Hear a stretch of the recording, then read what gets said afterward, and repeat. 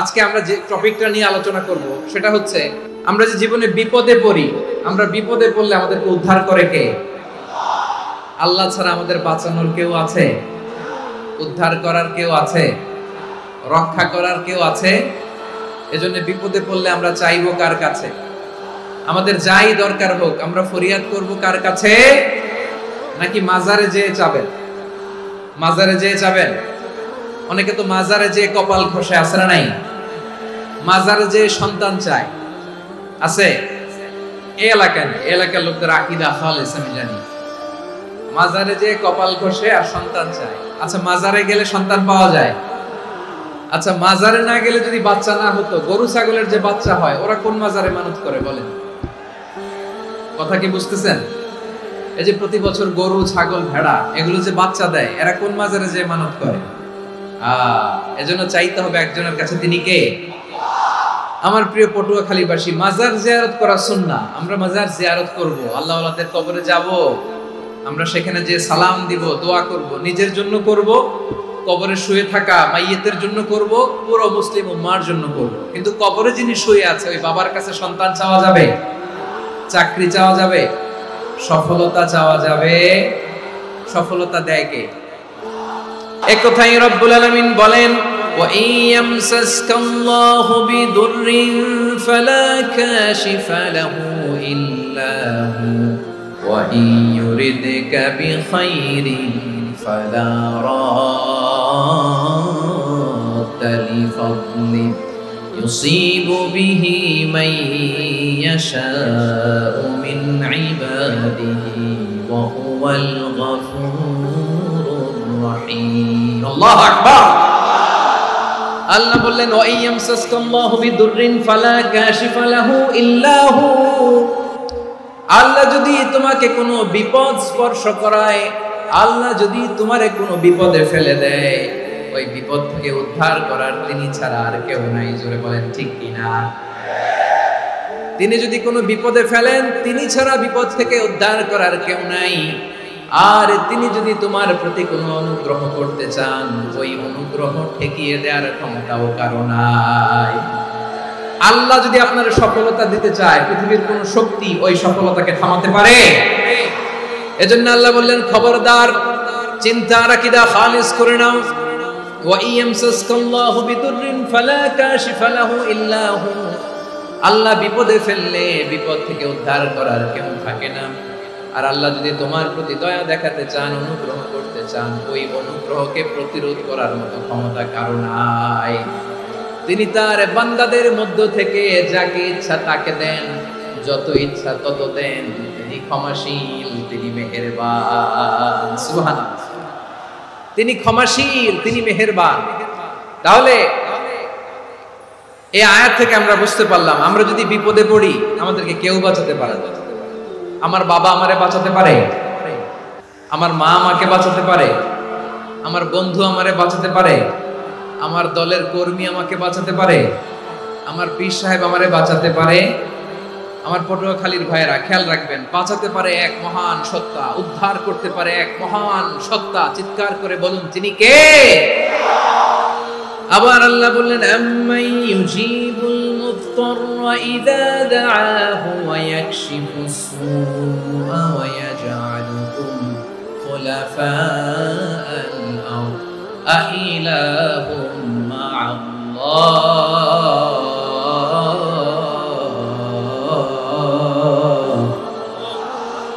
ক্বালিলাম মা তাযাক্কারুন।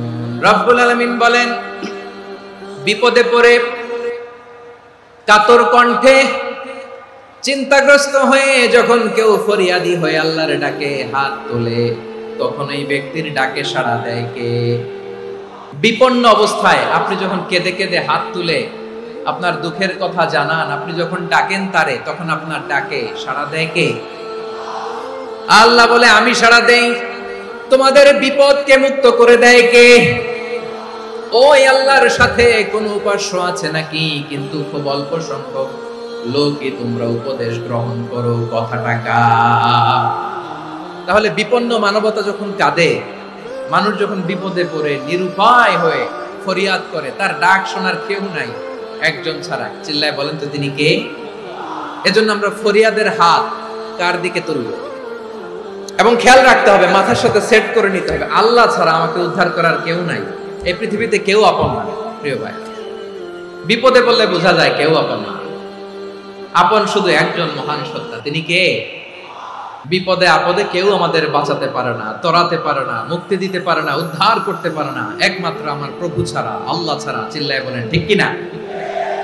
মাথার সাথে এটা সেট করে নিতে হবে যে আমাদের পুরো জীবনটাই পরীক্ষা। The life is a test. পুরো জীবনটাই পরীক্ষা। এই জীবনে বিপদ আসবে, আপদ আসবে, পরীক্ষা আসবে, সবার জীবনে এটা থাকে। এক একজনের পরীক্ষা এক এক রকম।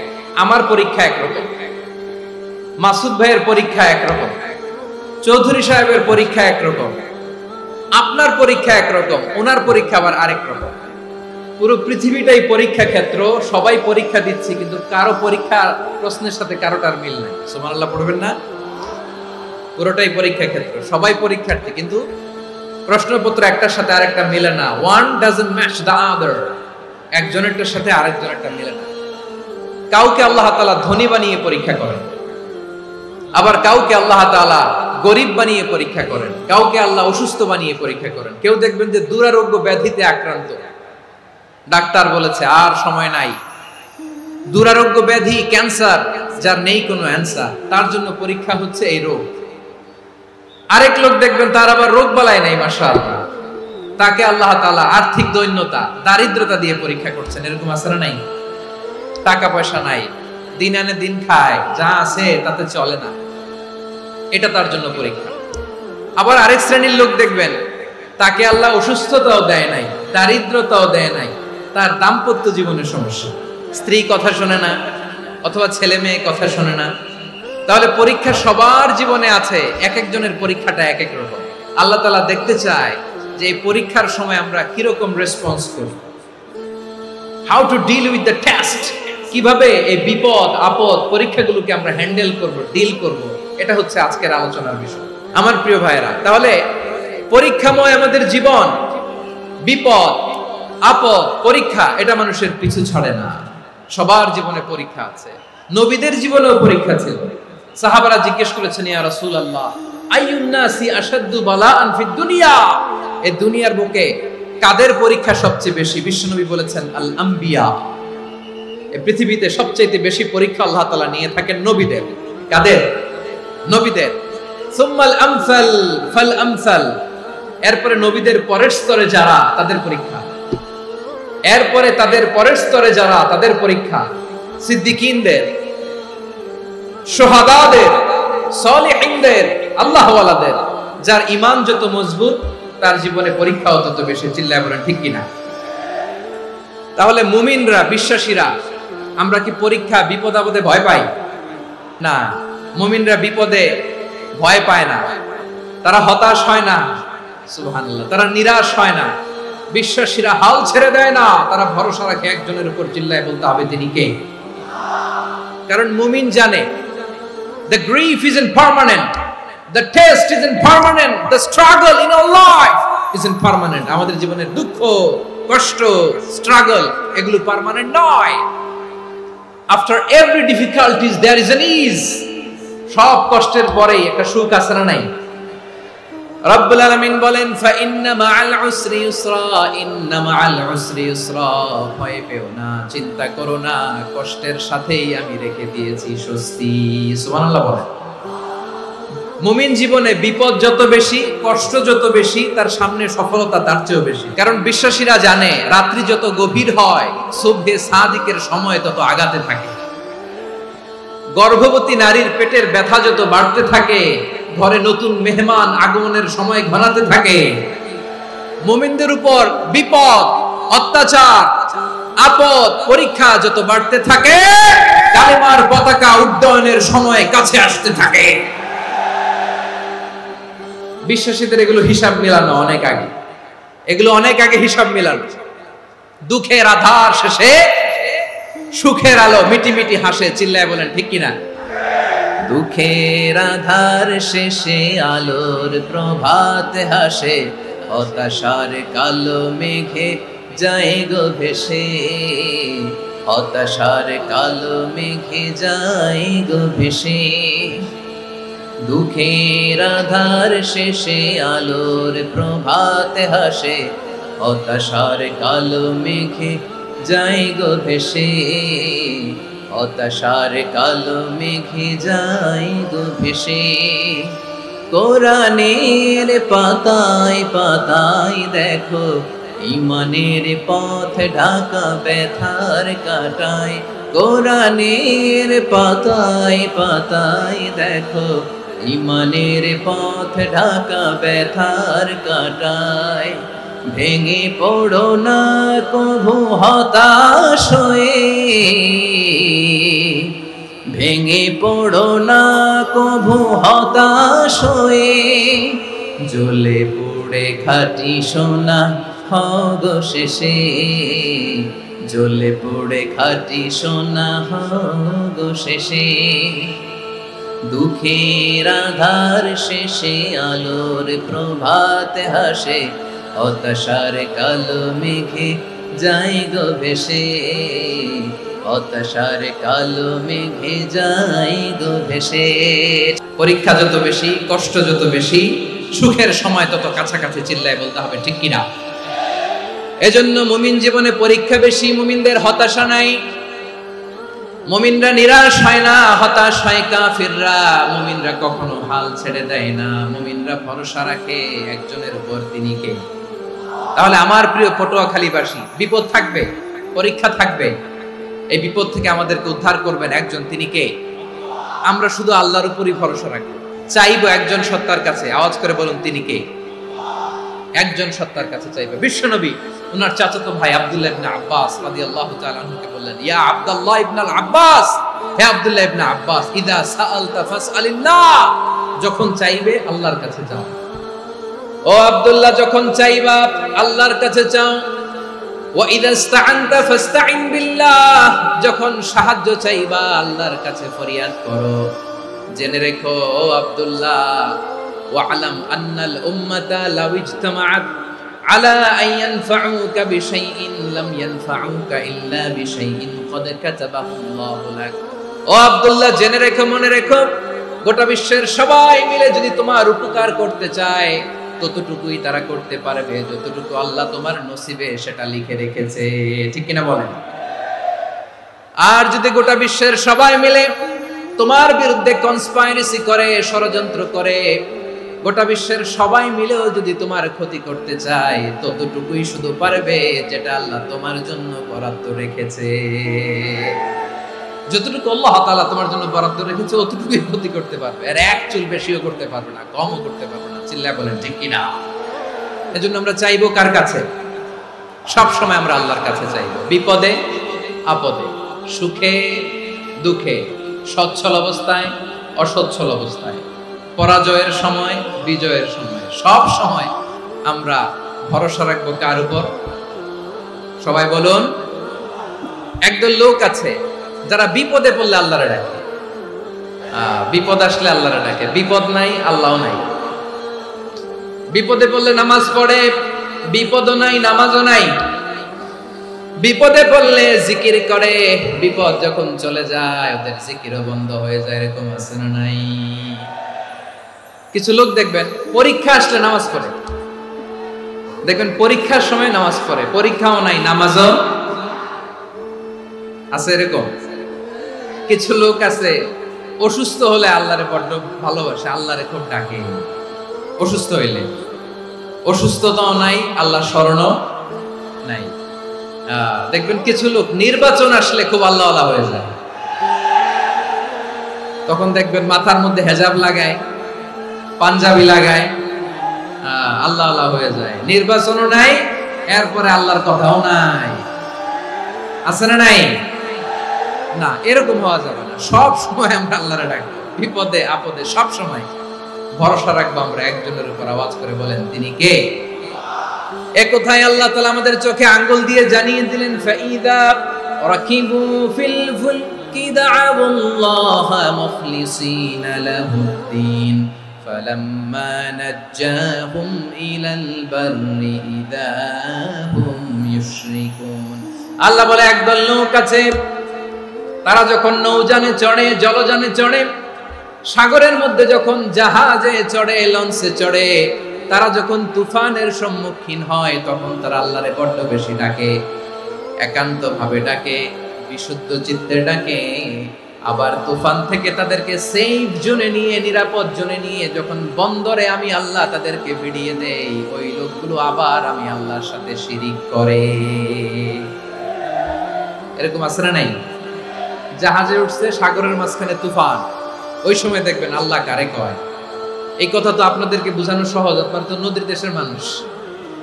আচ্ছা, লঞ্চে উঠে তুফানের সম্মুখীন হয়েছেন, জলোচ্ছ্বাস, সবাই আমার বলার দরকার নাই, বলেন, মাঝ নদী, তুফান, জলোচ্ছ্বাস, জলের মধ্যে উচ্ছ্বাস, ঢেউ, টর্নেডো, সাইক্লোন, মেঘের ঘনঘটা, পরিবেশ ঘুটঘুটে অন্ধকার, লঞ্চ একবার এদিকে আরেকবার ওইদিকে, ভিতরে কি অবস্থা হয় বলেন তো? তখন মুসলিম আল্লাহর ডাকে, হিন্দু আল্লাহর ডাকে, ঠিক কিনা বলেন? আস্তিক আল্লাহর ডাকে, নাস্তিক আল্লাহর ডাকে, ঠিক কিনা?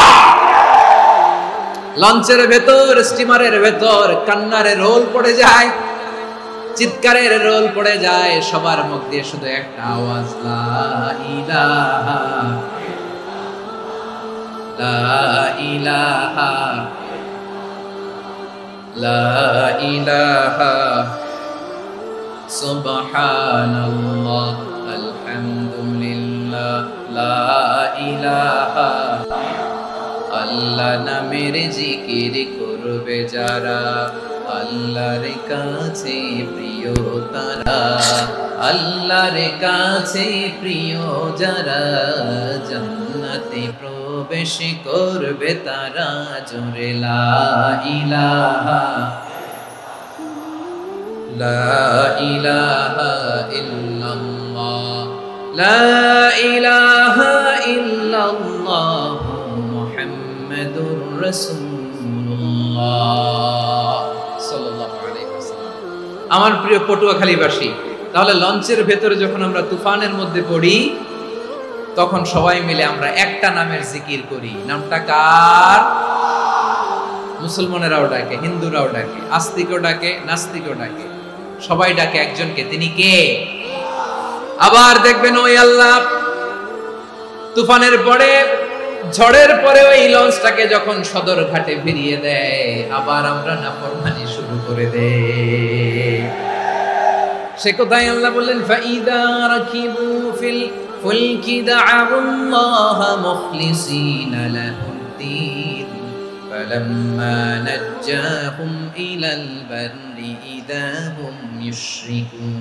সাগরে যখন তুফানে পড়ে আমি আল্লাহর ডাকে, আবার আমি আল্লাহ যখন বাঁচিয়ে দেই, আবার আমি আল্লাহর সাথে শিরিক শুরু করে। আমরা কি এরকম হতে চাই নাকি? বিমানের মধ্যে মাঝে মাঝে দেখবেন যে এয়ার টার্বুলেন্স হয়, জানেন? এয়ার টার্বুলেন্স জানেন তো? মাঝে মাঝে বিমানটা বাউন্সিং করে, বাম্পি, ভেরি বাম্পি ওয়েদার। শুনেন নাই? 40,000 ফিট উপরে যখন থাকে, তখন পাইলট মাঝে মাঝে বলে, dear passengers, ladies and gentleman, right now we are flying 40,000 feet above the ground and we are passing very air turbulence, very heavy air turbulence right now. Please fasten your seat belts. দেখবেন মাঝে মাঝে বলে যে, ভদ্র মহিলা, ভদ্র মহোদয়গণ, আমরা 40,000 ফিট উপর দিয়ে যাচ্ছি আর এয়ার টার্বুলেন্স ফেস করছি, মেহেরবানি করে আল্লাহর রাস্তে সিট বেল্ট বাঁধুন। তখন বিমানটা এরকম বাউন্সিং করে, শেকিং করে। আপনারা মুখোমুখি হয়েছেন? ইদানিং এই এয়ার টার্বুলেন্স বেড়ে গিয়েছে। গত বছর আমার ইন্টারন্যাশনাল অনেকগুলো ফ্লাইট ছিল, তো আমি দেখলাম যে আগের ফ্লাইটগুলোর তুলনায় এখন এয়ার টার্বুলেন্স খুব বেশি। আমি একটু রিসার্চ করে দেখলাম, ক্লাইমেট চেঞ্জের কারণে, জলবায়ু পরিবর্তনের কারণে আকাশের বাতাসের মুভমেন্টে পরিবর্তন হয়েছে, ফলে এখন বিমান শেকিং করে বেশি, বাউন্সি, বাম্পি ওয়েদার। তো বলেন তো, 40,000 ফিট উপরে যখন আপনি, কয় হাজার ফিট? 40,000 ফিট উপরে যখন আপনি, তখন যখন বিমানটা এরকম বাউন্সিং করে, সবাই যখন ভমিটিং করে বিমান নষ্ট করে দেয়, বমি করে, তখন বাঁচানোর কে আছে আল্লাহ ছাড়া? কেউ আছে? ওই মুহূর্তেও সবাই মিলে একজনের ডাকে আওয়াজ করে বলেন, তিনি কে? মাঝে মাঝে কিছু সোশ্যাল মিডিয়ায় কিছু ভিডিও পাওয়া যায় যে হেভি যখন এয়ার টার্বুলেন্স হয় 10 সেকেন্ড 15 সেকেন্ডের কিছু ভিডিও পাওয়া যায় বিমানটা এরকম বাউন্সিং করছে, বাম্পি ওয়েদার, কাঁপছে, মানুষগুলো বমি করছে, অক্সিজেন মাসগুলো সব ঝুলে পড়েছে, বিমানটা শুধু কাঁপছে। তখন দেখবেন বিমানের ভেতরেও এরকম লঞ্চের মতো চিৎকার আছে না নাই? বিমানের ভেতরেও তখন চিৎকার। গত বছর হিথ্রো এয়ারপোর্ট থেকে সিঙ্গাপুর এয়ারলাইন্সের একটা ফ্লাইট হিথ্রো টু চাঙ্গি একটা ফ্লাইটে এমন বেশি এয়ার টার্বুলেন্সের শিকার হয়েছিল ওই এয়ারক্রাফটটা, 33 জন যাত্রী সেখানে আহত হয়েছে, একজন যাত্রী নিহত হয়েছে। কেবিন ক্রুজ, এয়ার হোস্টেস যারা আছে, একজনের নাক ফেটে, চোখ ফেটে, কপাল ফেটে, ব্লিডিং হয়ে শয়লা। প্রিয় ভাইরা, 40,000 ফিট উপরে বিমানটা যখন কাঁপবে তখন আমাদেরকে আল্লাহ ছাড়া আর কেউ বাঁচানোর আছে? এত আস্তে বললে হবে? ওই কঠিন মুহূর্তে আমার বাবা আমারে বাঁচাতে পারে, আমার বন্ধু আমারে বাঁচাতে পারে। এই গ্রাউন্ডে, জমিনের বুকে আমার প্রোটোকল, আমার ক্ষমতা, আমার দাম্ভিকতা কোনো কিছু আমারে বাঁচাতে পারে? একজন ছাড়া, চিল্লায় বলতে হবে তিনি কে? সে আল্লাহ বললেন, গোলাম আমি বিপদের সময় ঠিকই তোমাদের বাঁচিয়ে দেই। ওই বিমানের ভেতরে 40,000 ফিট উপরে যখন তোমরা এয়ার টার্বুলেন্সের শিকার হও তখন নাস্তিকও আল্লাহরে ডাকে, হিন্দু আল্লাহরে ডাকে, জোরে বলেন ঠিক কিনা? আবার বিমানটা যখন শান্ত হয়ে যায় একটু পরেই বিমানের স্ক্রিনের মধ্যে হিন্দি সিনেমা খোঁজে। বিমানের স্ক্রিনে কিন্তু বিশাল ওখানে আফলাম ফিল্মের একেবারে বোঝাই করা। বিমানটা শান্ত হলে আবার হিন্দি সিনেমা দেখা শুরু করে। একটু আগে ডাকছিল কারে? দেখবেন বাংলাদেশে আমাদের ক্রিকেটাররা যখন অন্য কোনো দেশের সাথে খেলে অনেক সময় এমন হয় বল বাকি একটা, রান দরকার 6টা। বল বাকি কয়টা? রান দরকার। আপনি দেখবেন ক্যামেরাম্যান তখন গ্যালারিতে খালি দেখায় দর্শকদের যে কি অস্থিরতা। হিপ হপ স্টাইলের মেয়েটা, যে মেয়েটার ওড়না এতক্ষণ ছিল গলায়, এতক্ষণ কই ছিল, ওই মেয়েটা দেখবেন ওড়নাটা টেনে মাথায় দিয়ে এরকম মুনাজাত ধরতেছে, আল্লাহ আল্লাহ, একটা সক্কা, আল্লাহ আল্লাহ আমার লাল সবুজের পতাকারে তুমি অপমানিত কইরো না আল্লাহ, ইন্ডিয়ার সাথে আমাদের খেলা, আল্লাহ আল্লাহ, একটা সক্কা, একটা। পুরো খেলা জুড়ে এই মেয়ের ওড়না ছিল গলায়, কিন্তু যখন 1 বলে 6 রান দরকার ওড়না চলে আসছে কোথায়? মাথায়। আবার মুনাজাত আছে না নাই? ঠিকই বাংলাদেশের দামাল ছেলে এমন এক শট মারলো, বল চলে গেল স্টেডিয়ামের বাইরে, ছক্কা, জিতে গেলাম আমরা। পুরো স্টেডিয়াম জুড়ে চিৎকার, হই হুল্লোড়, মौज মাস্তি। যেই মেয়েটা মাথার মধ্যে ওড়না দিয়ে এতক্ষণ সুবহানাল্লাহ সুবহানাল্লাহ বলে আল্লাহর কাছে দোয়া করেছে, ওই মেয়ে এখন আবার ওড়না ফেলে দিয়ে নাচা শুরু করে দিয়েছে। তাহলে আল্লাহর ভয়, আল্লাহর প্রতি আস্থা, বিশ্বাস, ভালোবাসা, এটা কি ক্ষণিকের জন্য? মানে আমার যখন লাগবে তখন আল্লাহর ইউজ করবো নাকি? হ্যাঁ, বিপদে আপদে, সুখের সময় দুঃখের সময়, সচ্ছল অসচ্ছল অবস্থায় বিশ্বাসীরা ভরসা রাখে একজনের উপর। চিৎকার করে বলো পটুয়াখালী তিনি কে? সে আল্লাহ বললেন, গোলাম মনে করো না জাহাজ থেকে সদরঘাটে ভিড়িয়ে দিলাম তুমি নিরাপদ হয়ে গেছো। মনে করো না 40,000 ফিট থেকে সেফ ল্যান্ডিং এর পরে এয়ারপোর্টে নেমে গেলেই তুমি নিরাপদ হয়ে গেছো। ও মিয়া, বিপদ কি শুধু সাগরে আর আকাশে? ঘরের ভেতরও বিপদ আসতে পারে কি পারে না? এজন্য সূরা মুলক আল্লাহ বললেন, আমিনতুম মান ফিস সামাই আন ইয়াখসিফা বিকুমুল আরদা ফাইযা হিয়া তামুর। আল্লাহ বললেন, তোমরা কি ভেবেছো তোমরা নিরাপদ? আমি চাইলে ল্যান্ডস্লাইডস, ভূমি ধস দিয়ে 1 লক্ষ 1 মুহূর্তে নিয়ে যেতে পারি। এক সুনামি দিয়ে থাপ্পড় মেরে 3 লক্ষ সাগরের ভেতরে ঢুকায় দিতে পারি। 1 সেকেন্ডও লাগে না আমার। أم أمنتم من في السماء أن يرسل عليكم حاصبا فستعلمون كيف نذير। আল্লাহ চাইলে আকাশ থেকে পাথর বৃষ্টি নাজিল করতে পারেন কি পারেন না? এই মুহূর্তে এখানে ভূমিকম্প দিতে পারেন কি পারেন না? আচ্ছা, ভূমিকম্প যখন হয় আমাদের কারো হুঁশ থাকে? আপনি মনে করছেন আমরা সাধারণ মানুষ, আমরা দৌড় দেই, আর প্রেসিডেন্ট প্রধানমন্ত্রী ওনারা বুঝি খাটে শুয়ে থাকে? ভূমিকম্প, আর্থকোয়েক যদি হয়, বাঁচার জন্য আমরা কি করি? হয় খাটের তলায়, ডাইনিং টেবিলের নিচে, উপরে শক্ত কিছু আছে এটার নিচে, অথবা ঘর ধুইয়া দাও দৌড়। তো প্রধানমন্ত্রী উনি কি করে? প্রেসিডেন্ট উনি কি করে? হ্যাঁ, উনি খাটের মধ্যে যে শুয়ে থাকে নাকি? উনিও দৌড়, সাধারণ মানুষও দৌড়, প্রধানমন্ত্রীও দৌড়, বাড়িওয়ালাও দৌড়, ভাড়াটিয়াও দৌড়, সবাই দৌড়। নাকি ভাড়াটিয়ারা বাড়ি থুইয়া দৌড়, বাড়িওয়ালারা আর বেরোয় না, এরকম না? তাহলে যে কোনো মুহূর্তে ভূমিকম্প দিয়ে নাস্তানাবুদ করতে পারে কে? আমার প্রিয় ভাইয়েরা, আমরা নিরাপদ নই, আমরা তার দয়ায় বেঁচে আছি। কার দয়ায়? এজন্য আল্লাহ বললেন, গোলাম, যে কোনো মুহূর্তে বিপদ দিয়ে তোমাদেরকে নাস্তানাবুদ করতে পারি। বিশ্বাসী বলে যদি নিজেকে দাবি করো, সব সময় ডাকতে হবে একজন সত্তাকে। বলেন তিনি কে? আপদ থেকে, পরীক্ষা থেকে, ক্যালামিটি থেকে আমাদেরকে কেউ বাঁচাতে পারে না একজন সত্তা ছাড়া। আবারও বলেন তো তিনি কে? এবার আমরা দেখি বিষ্ণু ইসা ইসলামের জীবনে বিপদ আপদ ছিল কিনা। উনি বিপদ আসলে কিভাবে ডিল করতেন, বিপদ আসলে কোন দোয়া পড়তে হয়, কিভাবে ফরিয়াদের হাত উত্তোলন করতে হয়, কিভাবে রবের দরবারে নতজানু হয়ে ফরিয়াদ করতে হয়, এটা জানার দরকার আছে না নাই? আসুন আমরা বিষ্ণুনবীর জীবনী থেকে দেখি বিপদ আসলে উনি কি করতেন। বিপদ আসলেই প্রথমে বিষ্ণুনবী সাল্লাল্লাহু আলাইহি ওয়াসাল্লাম একটা দোয়া পড়তেন। তিনি পড়তেন, ইন্না লিল্লাহি ওয়া ইন্না ইলাইহি রাজিউন। নিশ্চয় আমরা আল্লাহর জন্য, নিশ্চয় আমরা কার দিকে ফিরবো ভাই? আবার কার দিকে ফিরবো? আওয়াজ করে বলুন তো, আমরা এসেছি কার কাছ থেকে, আবারও ফিরে যাব কার কাছে? এজন্য বিষ্ণুই পড়ছেন, ইন্না লিল্লাহি ওয়া ইন্না ইলাইহি রাজিউন। নিশ্চয় আল্লাহর জন্য, ওই আল্লাহর দিকেই আমরা ফিরে যাব। তারপরে বিষ্ণুই পড়তেন, আল্লাহুম্মা আজুরনি ফি মুসিবাতি ওয়াখলুফ লি খায়রাম মিনহা। একসাথে প্রথমে পড়তেন ইন্না লিল্লাহি ওয়া ইন্না ইলাইহি রাজিউন, তারপর পড়তেন আল্লাহুম্মা আজুরনি ফি মুসিবাতি ওয়াখলুফ লি খায়রাম মিনহা। মানে আল্লাহ, এই যে আমি বিপদে ধৈর্য ধারণ করলাম, এটার সব তুমি আমারে দাও, আর যেটা হারালাম এর চেয়ে ভালো কিছু দিয়ে মেকআপ করে দিও, ভালো কিছু দিয়ে বদল করে দিও। সুবহানাল্লাহ পড়েন। তাহলে বিপদ আসলে আমরা কি পড়ব? এদেশে পরস্পরে দেখা হলে দেয় সালাম, এদেশে আমজনতার হৃদয় জুড়ে পাক কালাম, এদেশে বিপদ এলে সর্বজনে সর্বক্ষণে দোয়া পড়ে ইন্না লিল্লাহ। কি পড়ে?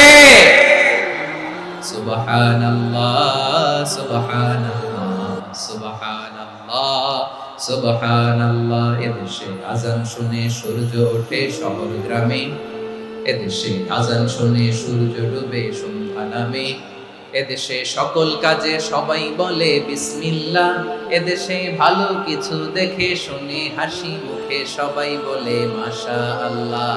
তাহলে বিপদ এলে আমরা কি পড়ি? তাহলে বিপদ এলেই আমরা এখন থেকে ইন্না লিল্লাহ পড়ব, নাকি হাই হুতাশ করবেন? একদল আছে হাই হুতাশ করে, হায় আল্লাহ রে, মোর কি হইল রে, মই কি হরমু রে, মই কমবে জামু রে, এরকম বিলাপ করতে নিষেধ করেছেন বিশ্বনবী।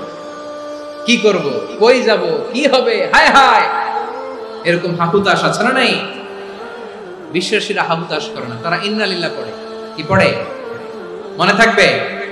আমরা পড়ব ইন্না লিল্লাহি ওয়া ইন্না ইলাইহি রাজিউন। নিশ্চয় আমরা আল্লাহর জন্য, আমরা আল্লাহর দিকেই ফিরে যাব। এরপর পড়ব আল্লাহুম্মা আজুরনি ফি মুসিবাতি ওয়াখলুফ লি খায়রাম মিনহা। আল্লাহ, আমি যে বিপদে ধৈর্য ধারণ করলাম এটার সওয়াব দিও, আর যা হারালাম তার চেয়ে ভালো কিছু দিয়ে বদল করে দিও। সুবহানাল্লাহ পড়েন। বিশ্বনবীর হাদিস শুনলেন উম্মে সালামা রাদিয়াল্লাহু তাআলা আনহা। ওনার স্বামী হলো আবু সালামা। মজার ঘটনা খেয়াল করে শুনেন। সাইয়্যিদাতুনা উম্মে সালামা রাদিয়াল্লাহু তাআলা আনহা, ওনার স্বামীর নাম আবু সালামা। শ্রেষ্ঠ দম্পতি, শ্রেষ্ঠ ফ্যামিলি।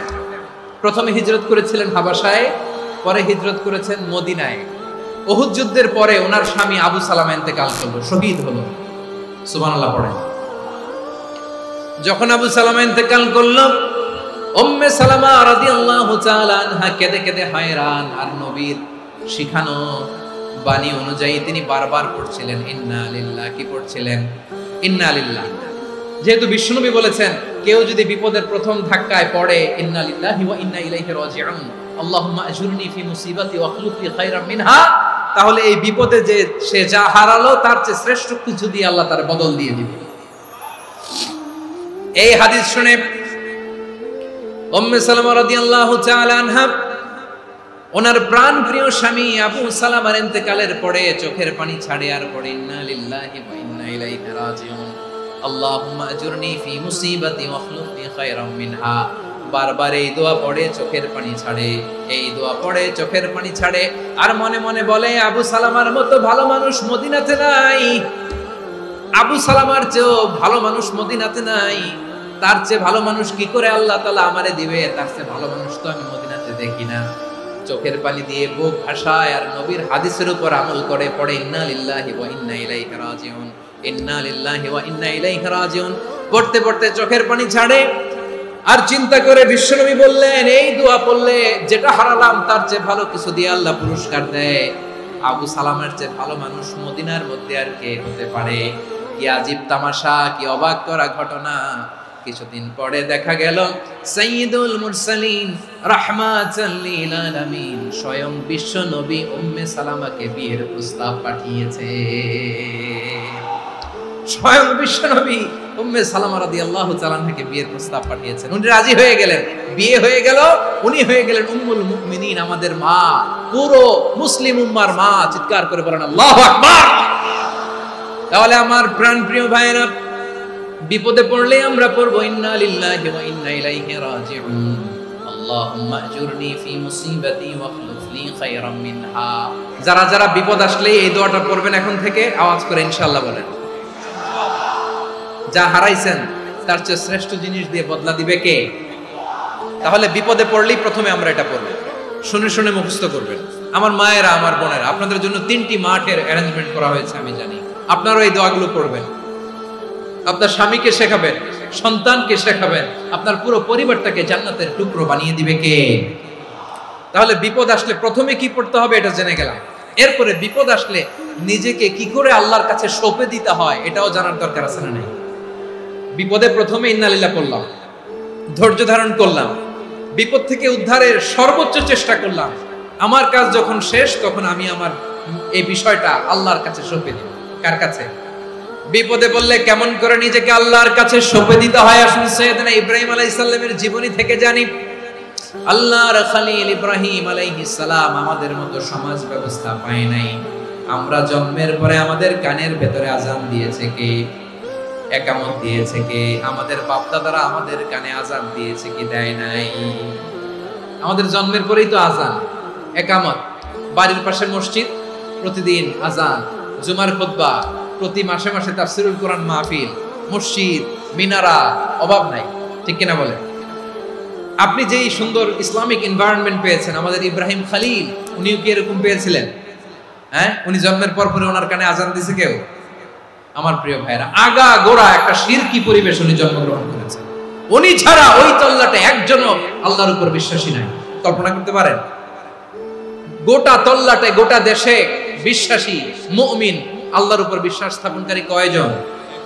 সবাই বলেন কয়জন? বাকি সব মুশরিক। বাকি সব মুশরিক নিজের সাথে নিজে শক্ত বোঝাপড়া করে, অ্যানালজি করে, সেলফ কনভারসেশন করে উনি মহা সত্যের সন্ধান পেয়েছেন। উনি আকাশের তারা দেখে ভাবে মনে হয় এটাই আমার খোদা, পরে দেখে তারা নাই, মনে মনে বলে না তাইলে এটা না। আবার চাঁদ দেখে বলে চাঁদটা বড় মায়া লাগে, মনে হয় এটাই আমার রব, পরে দেখে চাঁদও নাই, কয় না এটা না। এরপরে দ্বীপ প্রহরের জলজলে সূর্যটা খা খা করে গোটা পৃথিবীটারে রৌদ্র দিয়ে তাতিয়ে রাখে। তিনি ভাবলেন মনে হয় এটাই আমার রব, কারণ এটাই তো সবচেয়ে বড়। কিন্তু বিকেল বেলা ওই সূর্যটাও যখন চলে যায়, সাইয়েদনা ইব্রাহিম বলে না এটাও তো নাই, আমার খোদা যদি আমারে ছেড়ে চলে যায়, বিপদে পড়লে আমারে উদ্ধার করবে কে? এভাবে নিজের সাথে অ্যানালজি, সেলফ কনভারসেশন করতে করতে করতে তিনি মহা সত্যের সন্ধান পেয়েছেন। সুবহানাল্লাহ।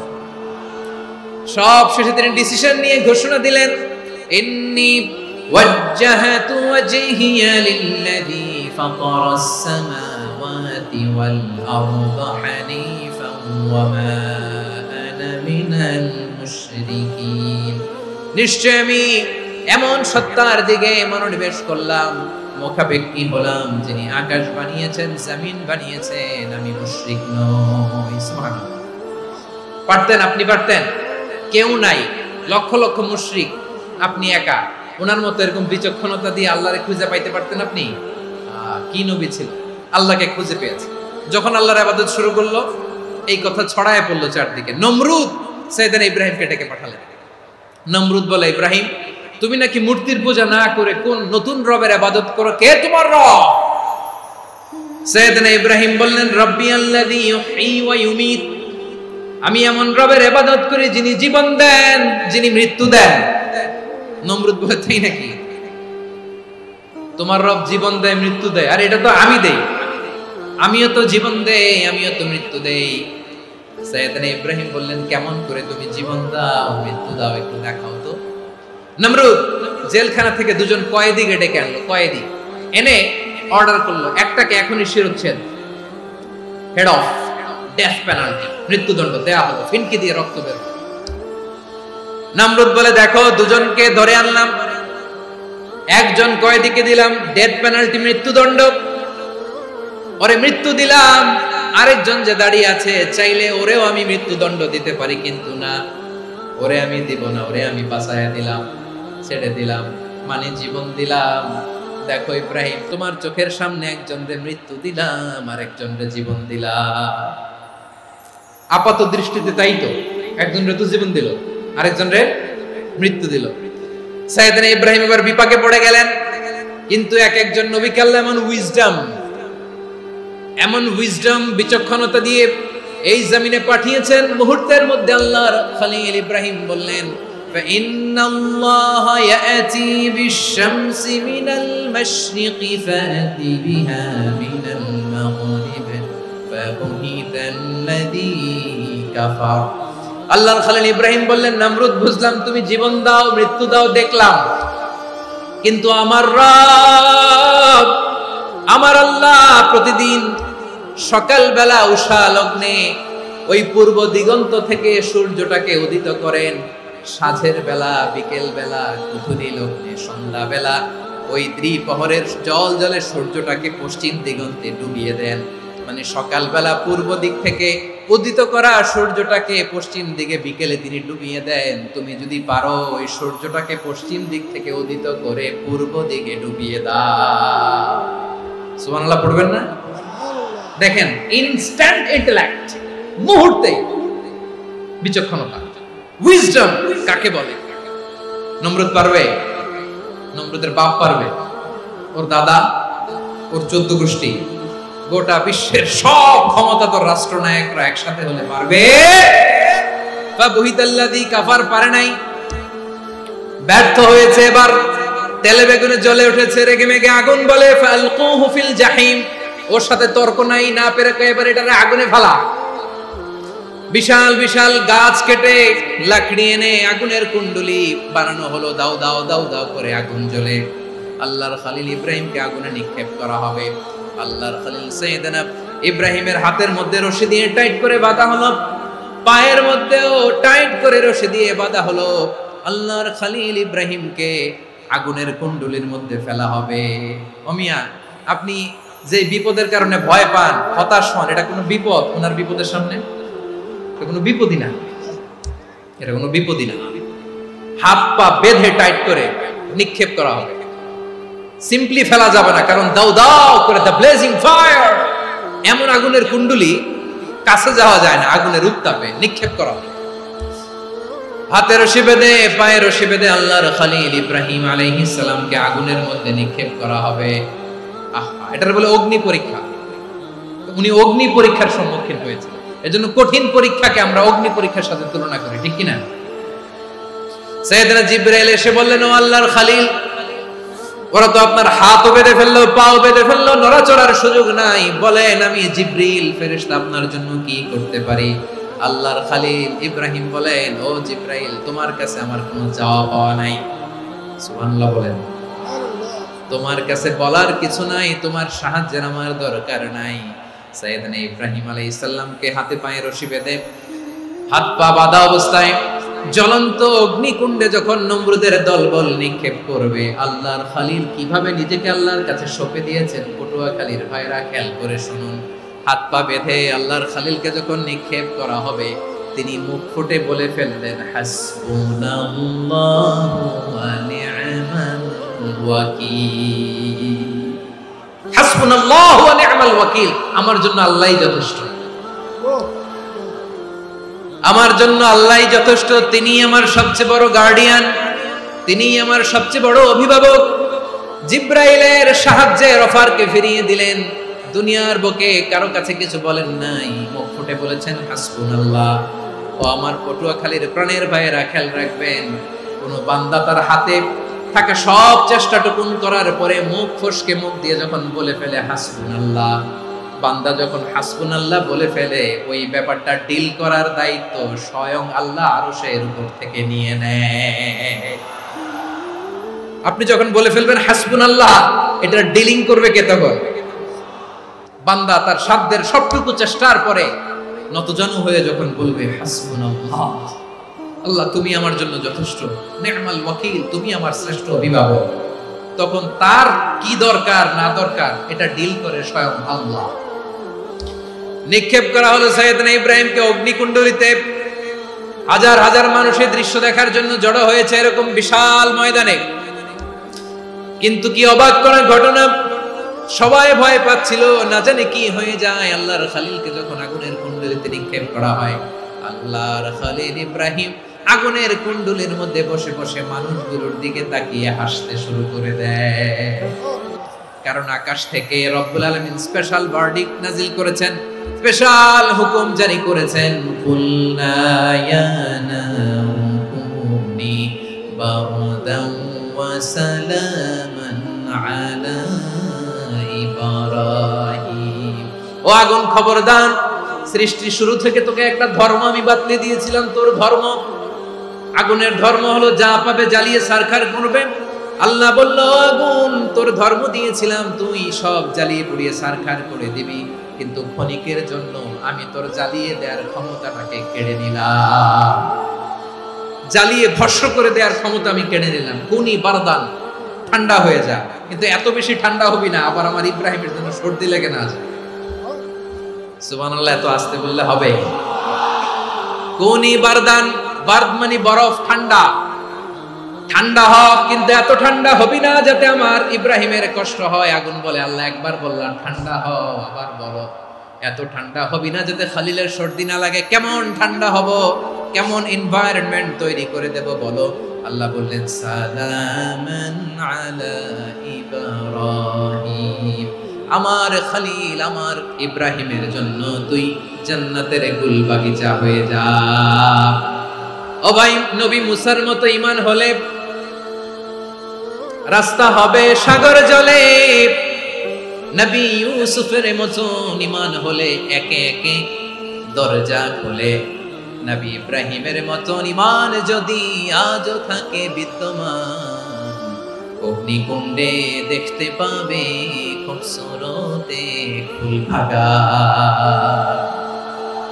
কুলনা ইয়া নারু কুনি বারদান ওয়া সালামান আলা ইব্রাহিম। বান্দা যখন মুখ দিয়ে বলে হাসবুনাল্লাহ, আমার আল্লাহ আমার জন্য যথেষ্ট, এই বলে যখন নিজেকে সঁপে দেয়, তার কি লাগবে ওই দায়িত্ব স্বয়ং নিয়ে নেয় কে? তাহলে আমার প্রিয় ভাইরা, বিপদের শুরুতেই আমরা বলবো ইন্না লিল্লাহ। শুরুতে কি বলবো?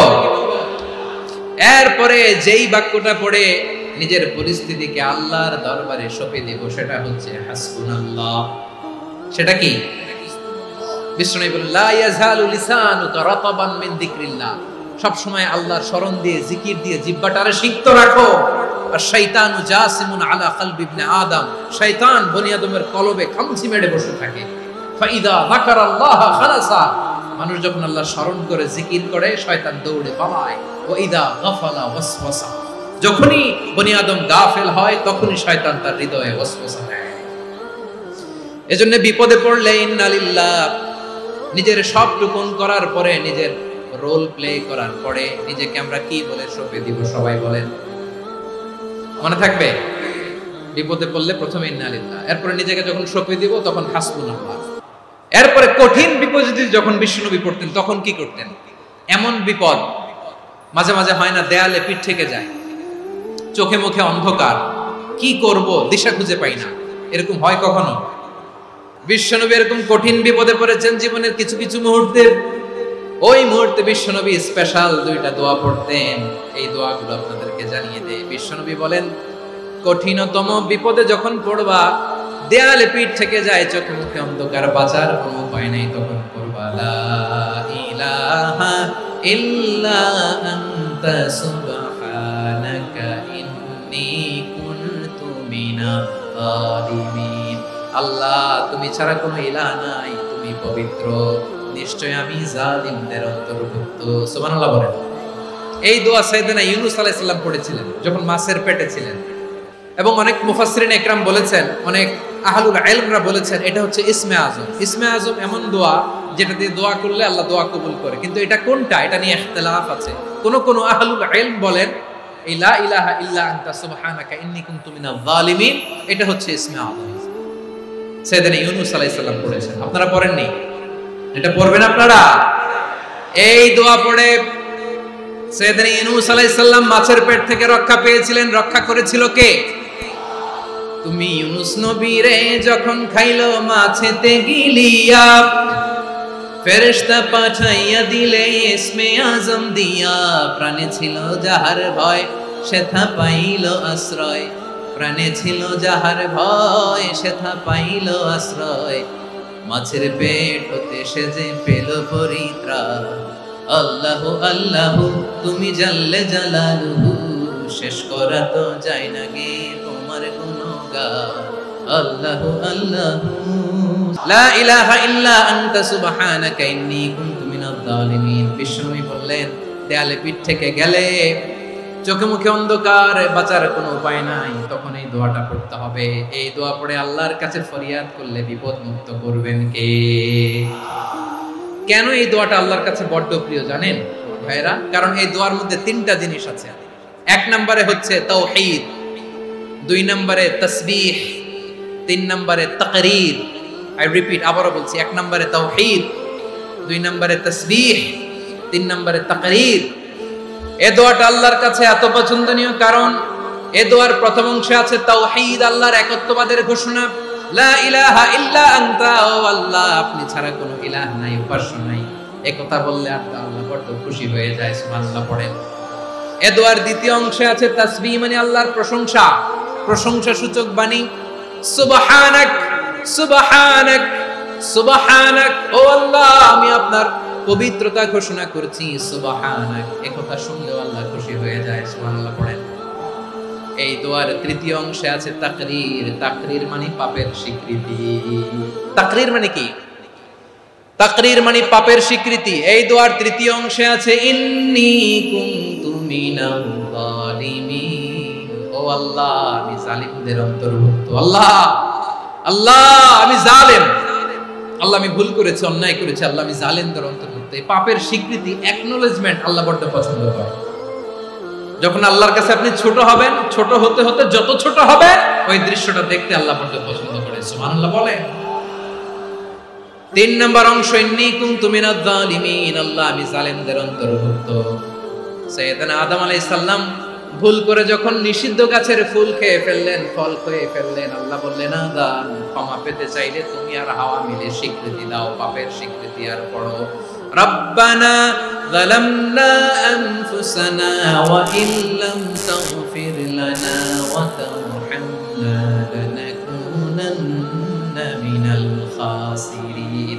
ও আল্লাহ আমি আদম আর হাওয়া যালামনা আনফুসানা, আমরা আমাদের নফসের উপর বড় জুলুম করেছি।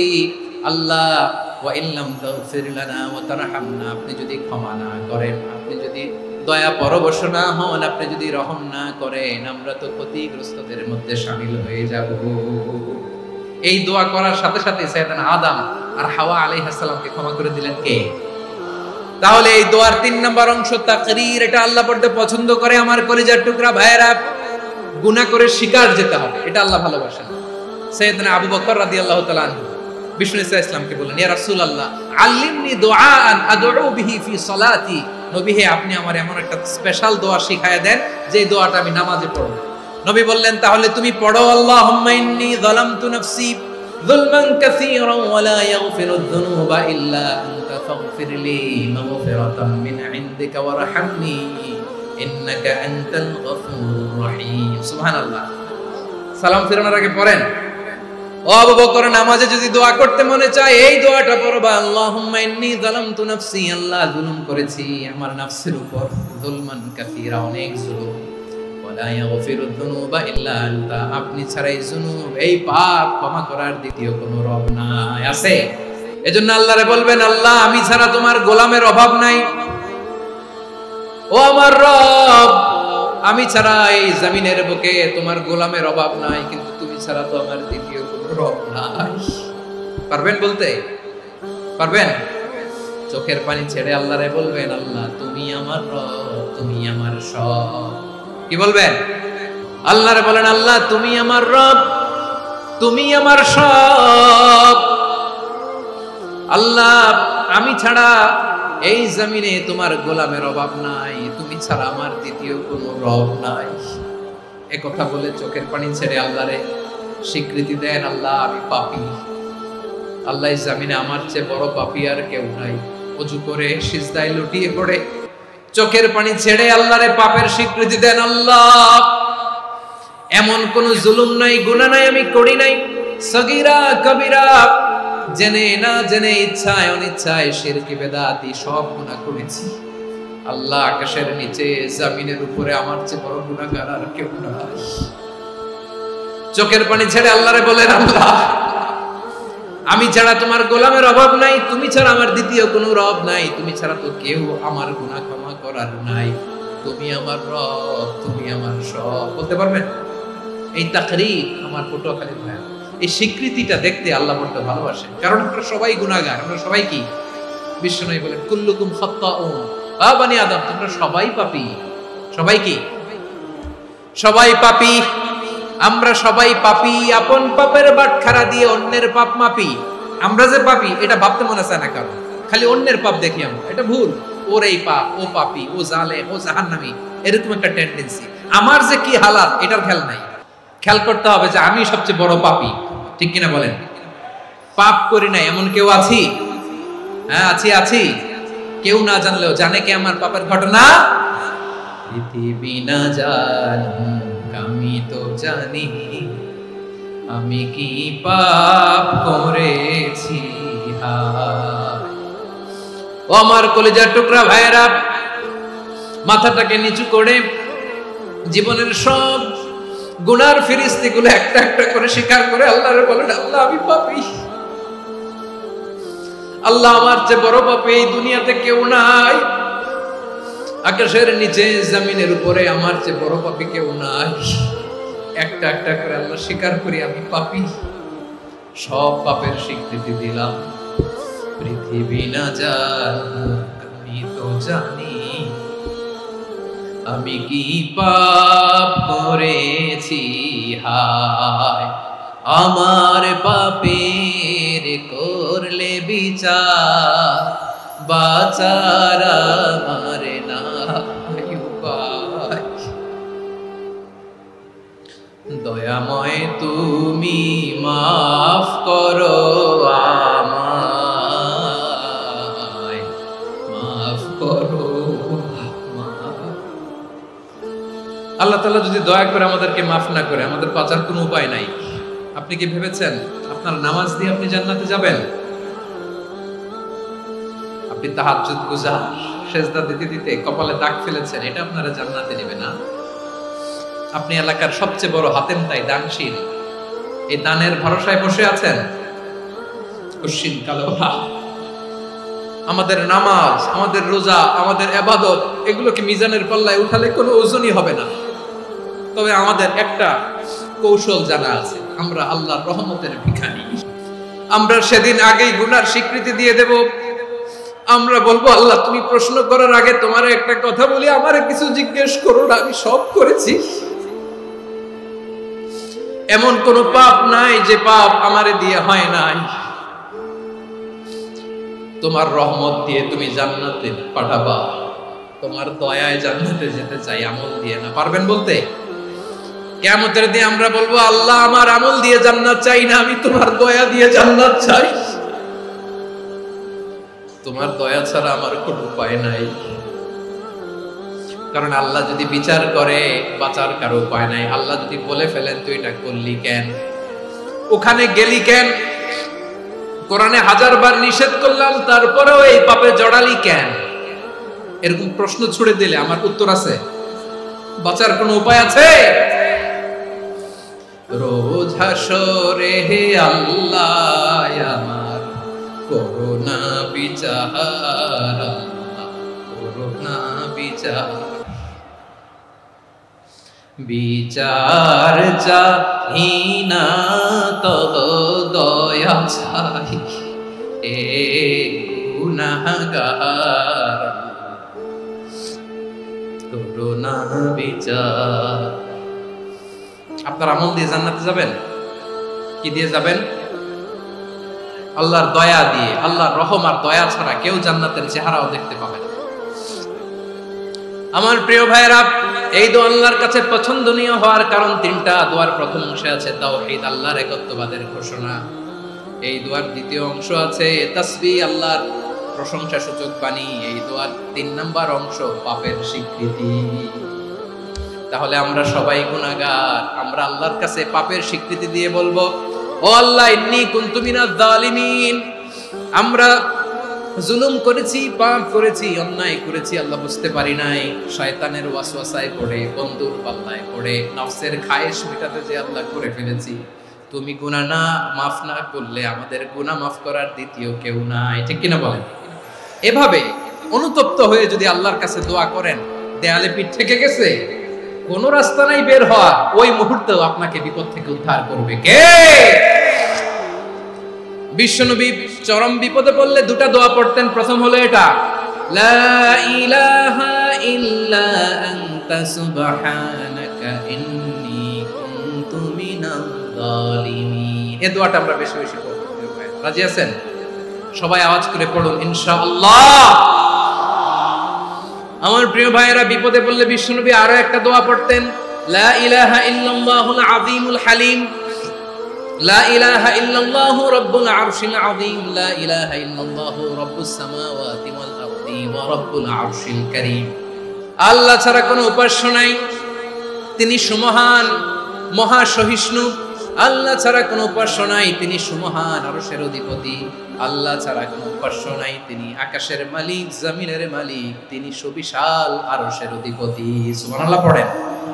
এই দোয়াটা কেউ যদি পড়ে যদি এর ওসিলা করে দোয়া করে, তাকে বিপদ থেকে মুক্তি দেয় কে? মনে থাকবে আপনাদের? তাহলে বিপদের প্রথম ধাক্কায় কি যেন পড়তে হয়? ইন্না লিল্লাহ। তারপরে কি বলে আল্লাহর কাছে নিজেকে সঁপে দিতে হয়? দেয়ালে পিঠ থেকে গেলে লা ইলাহা ইল্লা আনতা সুবহানাকা ইন্নী কুনতু মিনাজ জালিমিন। 2 নাম্বার হচ্ছে লা ইলাহা ইল্লাল্লাহুল আযীমুল হালিম, লা ইলাহা ইল্লাল্লাহু রাব্বুল আরশিল আযীম, লা ইলাহা ইল্লাল্লাহু রাব্বুস সামাওয়াতি ওয়াল আরদি ওয়া রাব্বুল আরশিল কারীম। মনে থাকবে? অনেক সময় এমন হয়, হঠাৎ বিপদের সম্মুখীন হয়ে আমরা রেডি হয়ে বের হইছি অফিসে, হঠাৎ অ্যাক্সিডেন্টে পড়ে যাই, হঠাৎ পেটের ব্যথায় অজ্ঞান, এরকম হয় না? বিষ্ণু ইসলাম বলেন, আকস্মিক দুর্ঘটনার বিপদ থেকে যদি কেউ বাঁচতে চায়, সকাল সন্ধ্যা যেন প্রত্যেকে এই দোয়াটা পড়ে। সকালে যদি 3 বার পড়ে, সন্ধ্যা পর্যন্ত হঠাৎ বিপদ থেকে সে রক্ষা পাবে। To be protected from sudden calamity, sudden disaster, হঠাৎ বিপদ, হঠাৎ ভয়ঙ্কর কোন আকস্মিক বিপদ থেকে আল্লাহ বাঁচায় দেবে। সকালে পড়লে সন্ধ্যা পর্যন্ত প্রোটেক্টেড, সন্ধ্যাবেলায় যদি 3 বার পড়ে সকাল পর্যন্ত প্রোটেক্টেড। সুবহানাল্লাহ পড়ে। দোয়াটা কি? দোয়াটা হচ্ছে বিসমিল্লাহিল্লাযী লা ইয়াদুররু মা'a ইসমিহি শাইউন ফিল আরদি ওয়ালা ফিস সামাই ওয়া হুয়াস সামিউল আলীম। ছোট না? অনেক ছোট, মুখস্থ করবেন। বিসমিল্লাহিল্লাযী লা ইয়াদুররু মা'a ইসমিহি শাইউন ফিল আরদি ওয়ালা ফিস সামা। ওই আল্লাহর নাম নিচ্ছি, যে আল্লাহর নামের বরকতে আকাশ জমিনের কোনো কিছু কারো কোনো ক্ষতি সাধন করতে পারে না। তিনি সর্বশ্রোতা, সর্বজ্ঞ। সুবহানাল্লাহ পড়েন। করবেন এই দোয়াটা, বিসমিল্লাহিল্লাযী লা ইয়াদুররু মা'a ইসমিহি শাইউন ফিল আরদি ওয়ালা ফিস সামাই ওয়া হুয়াস সামিউল আলীম। ফজরের পরে 3 বার, মাগরিবের পরে 3 বার যদি কেউ পড়ে প্রোটেক্টেড, যে কোনো হঠাৎ বিপদ থেকে প্রোটেক্টেড। প্রোটেক্ট করেন কে? ওই আল্লাহর নাম নিচ্ছি যে আল্লাহর নামের ওসিলায় আকাশ জমিনের কোনো কিছু কোনো ক্ষতি করতে পারে না। সুবহানাল্লাহ পড়েন। আচ্ছা, এবার আমাদের জীবনে দুশ্চিন্তা আছে না নাই বলেন? Tension, hyper tension, anxiety, depression, সবার জীবনে টেনশন আছে না নাই? এই দুশ্চিন্তা, পেরেশানি, মারাত্মক পেরেশানি থেকে মুক্তি পাওয়ার জন্য বিষ্ণু ইসলাম দুটো দোয়া পড়তেন। কয়টা? অনেকগুলো পড়তেন। স্পেশাল দুটো দোয়া আজকে আপনাদের শিখায় যাব, শুনবেন। পেরেশানিতে পড়লে, টেনশনে পড়লে এই দোয়াটা, প্রিয় ভাইরা, বিষ্ণু ইসলাম যখন খুব বিপদে পড়তেন, দুশ্চিন্তা ওনাকে ঘিরে ধরতো, উনি পড়তেন ইয়া হাইয়ু ইয়া কাইয়ুম বিরহমাতিকা আস্তাগীথ। ইয়া হাইয়ু ইয়া কাইয়ুম, হে শাশ্বত অবিনশ্বর, হে চিরঞ্জীব, বিরহমাতিকা আস্তাগীথ, তোমার রহমতের উসিলায় তোমার কাছে ফরিয়াদ করি। এটা করতেন। আবার আরেক বর্ণনায় এসেছে ইয়া হাইয়ু ইয়া কাইয়ুম বিরহমাতিকা আস্তাগীথ আসলিহ লি শা'নি কুল্লাহু ওয়ালা তাকিলনি ইলা নাফসি তারফাতা আইন। আসলিহ লি শা'নি কুল্লাহ, আল্লাহ আমার সবকিছু আপনি সেটেল করে দেন। আমাদের সব ঝামেলা সেটেল করে দিতে পারে কে? তাহলে পড়বেন ইয়া হাইয়ু, হে চিরঞ্জীব। হাইয়ু মানে চিরঞ্জীব, যিনি চিরকাল বেঁচে থাকবেন, মরবেন না। আল্লাহ মরবেন? তার কোনো লয় আছে? ক্ষয় আছে?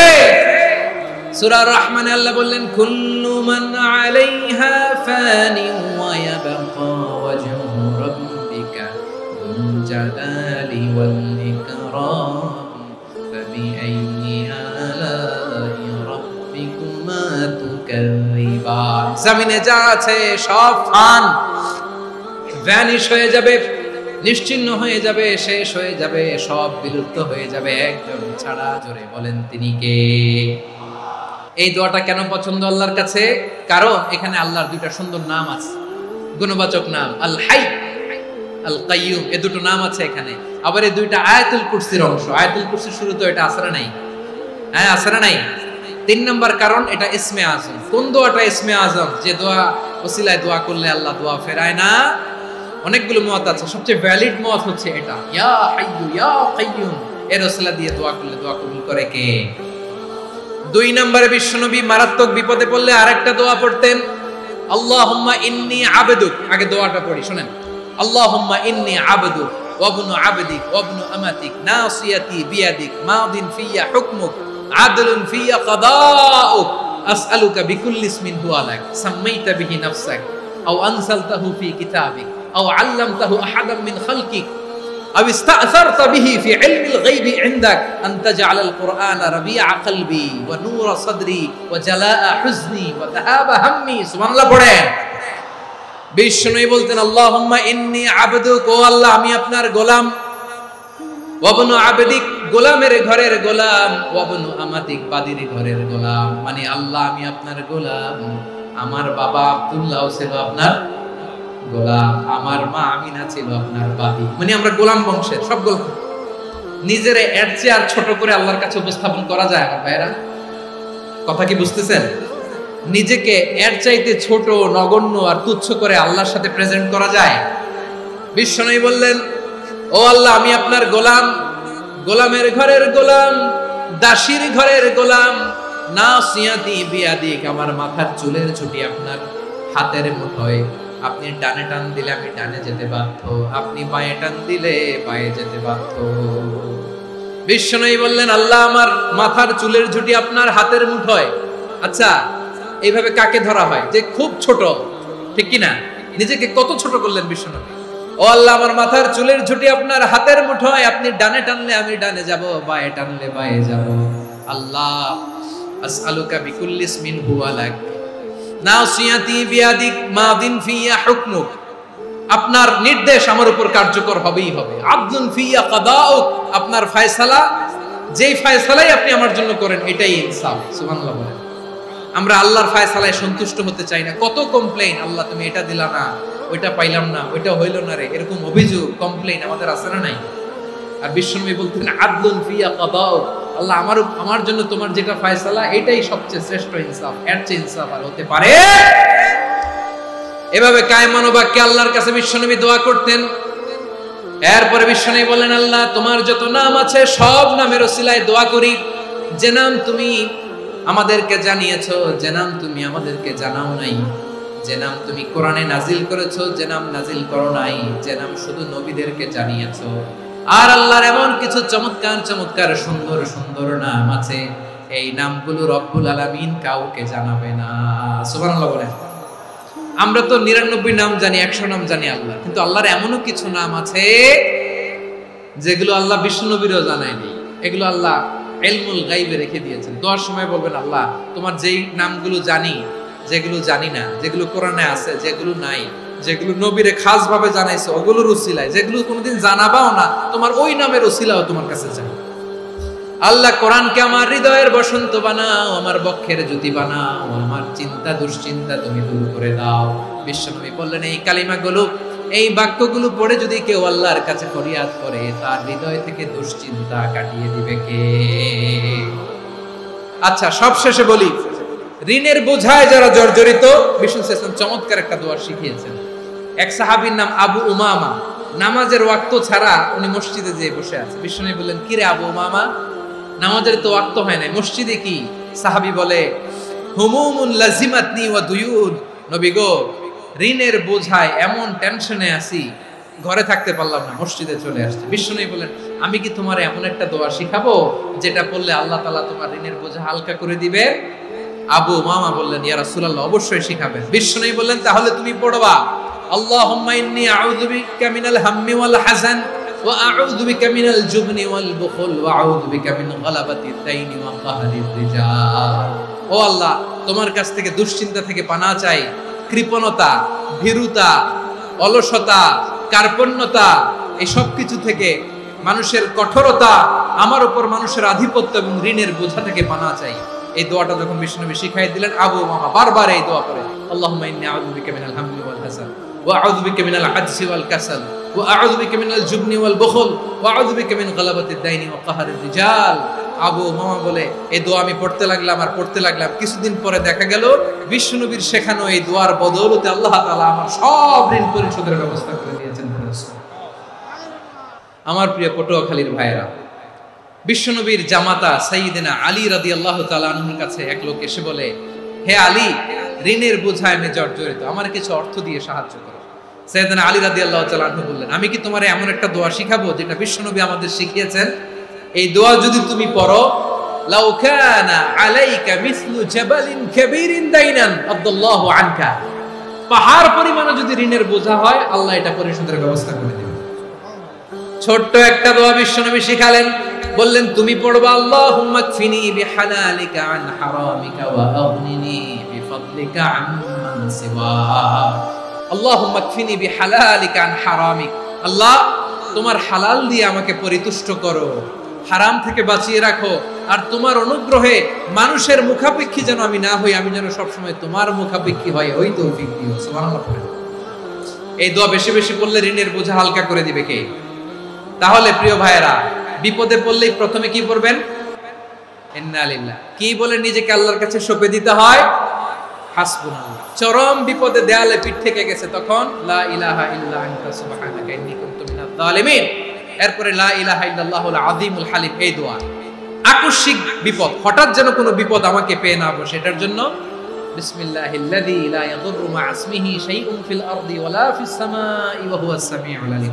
সকালে 3 বার, রাতে 3 বার। আর মারাত্মক tension, hyper tension, anxiety, depression থেকে বাঁচার জন্য 2 দোয়া, ইয়া হাইয়্যু ইয়া কাইয়্যুম, ইয়া হাইয়্যু ইয়া কাইয়্যুম, মনে থাকবে?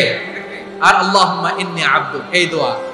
ঋণ থেকে বাঁচার জন্য 2 দোয়া, আল্লাহুম্মা ইন্নী আউযু বিকা মিনাল হাম্মি ওয়াল হাযান, এটা।